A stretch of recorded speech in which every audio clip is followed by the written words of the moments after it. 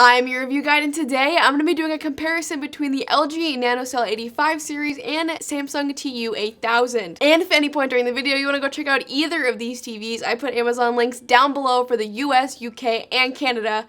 But let's get into this comparison. So the NanoCell 85 series is a mid-price IPS panel 4K TV with 4K upscaling, and the Samsung TU8000 is more of a budget. It's a few $100s cheaper than the NanoCell and is a VA panel 4K TV with 4K upscaling. Now, since the NanoCell is an IPS panel, it tends to get more subpar contrast ratios as well as black levels. Now, you're still going to get the nice clear image from the NanoCell, but the colors aren't going to be that satisfying, deep vibrancy that you'd get from a VA panel.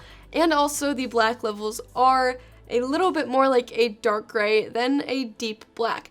Now, the Samsung TU8000, since it is a VA panel, it gets outstanding contrast ratios and black levels as expected. So you're gonna get those deep, vibrant colors from the Samsung, but still not too saturated and not too bright. It balances the brightness, the whites and the blacks very nicely on the Samsung TU8000. But now let's go into the brightness. So the NanoCell is noticeably brighter than the Samsung. Because of this, it is fit to handle rooms with a lot of windows, a lot of light coming at it, because it does battle reflections quite well. Now, the Samsung is notably dimmer than the LG NanoCell, and it is more fit to handle a darker room. Now, it can handle some light coming at it from the sides, but it does not battle reflections very well, so if there's any light hitting the screen, it does drown out the picture quite a bit. But now let's talk about viewing angles. The LG NanoCell is an IPS panel, which means better viewing angles. So you're not going to get that washing out and paling of the image if you look at it from an angle. So the NanoCell's strength is really rooms with wide seating angles. Now, the Samsung TU8000 is a VA panel, so that means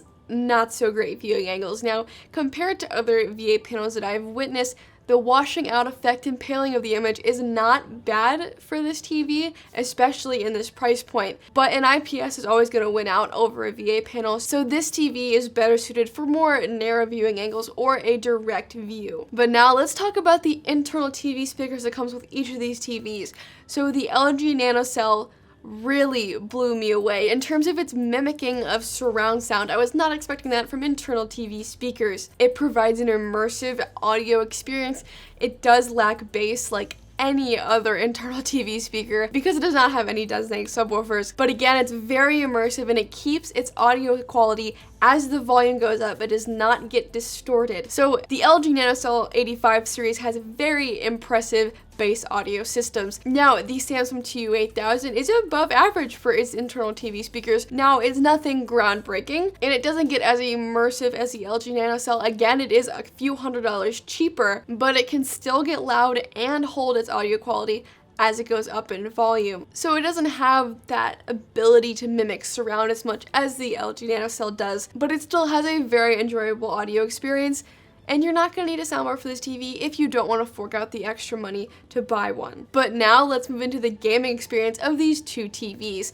So the LG NanoCell is really a gaming TV. The LG NanoCell does have HDMI 2.1, which means it is capable of running games at 4K at 120 Hz, which also means it is future-proof for the next-gen consoles like the Xbox Series X and PS5. It also has a little bit better response times than the Samsung TU8000 and a little bit less motion blur. It also has a variable refresh rate, FreeSync Premium, which helps eliminate screen tearing in game, and it also does have HGig, which helps ensure that all the details in the game are going to be displayed in HDR content gaming. Now, the Samsung TU8000 only does 4K at 60 Hz, but it still has a very enjoyable gaming experience with its color. The visual experience in game that the Samsung TU8000 provides you is really something special. Now, it does not have variable refresh rate or HGig or HDMI 2.1, but it does have lower input lag than the NanoCell 85 series. Some of the lowest input lag that I've ever seen on a TV, especially for this price point. So the Samsung TU8000 is more of a visual gaming experience and does exceptionally well at displaying dark setting games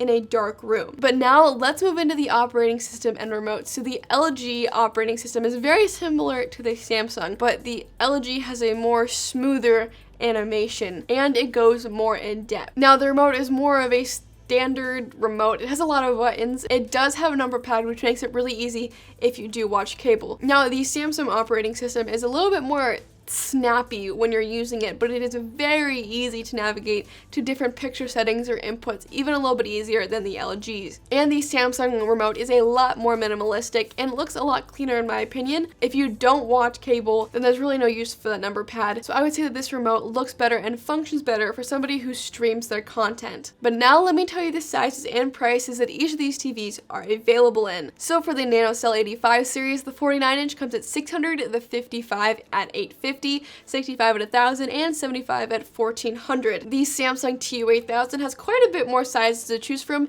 and is a lot more inexpensive. So the 43-inch comes at $380, the 50-inch at $470, the 55 at $550, the 65 at $750, the 75 at $1,100, and the 85 at $1,800. But again, if you do want to go check out either of these TVs, I put Amazon links down below for the US, UK, and Canada. So with my in-depth comparison, get the LG if you want the future-proofing HDMI 2.1 and gaming features, because that's where you're forking out the extra couple of $100. The Samsung TU8000 is a couple of $100 less and has that outstanding picture with the contrast ratios and black levels. So the Samsung TU8000, if you're really in it for the picture quality and those vibrant colors and deep blacks. But I really hope this video helped you out. If it did, it'd be awesome if you could hit that like button or that subscribe button. But I was your review guide, and I'll see you in the next video.